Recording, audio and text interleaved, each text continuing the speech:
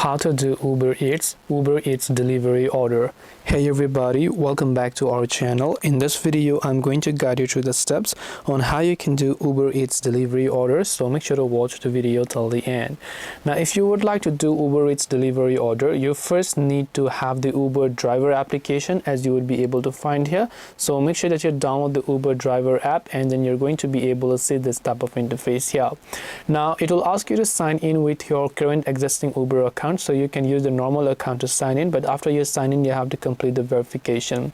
So to become an Uber delivery driver, you first need to verify your photo by tapping on profile photo.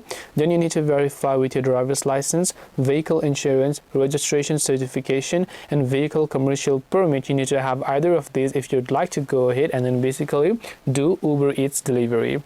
This way you can do Uber Eats and become a delivery driver after you verify all of these documents, as you can find from the Uber driver app. Hope this video was helpful. If you have got any questions, feel free to leave them down below. Thank you for watching till the very end of the tutorial, and see you soon in the next video.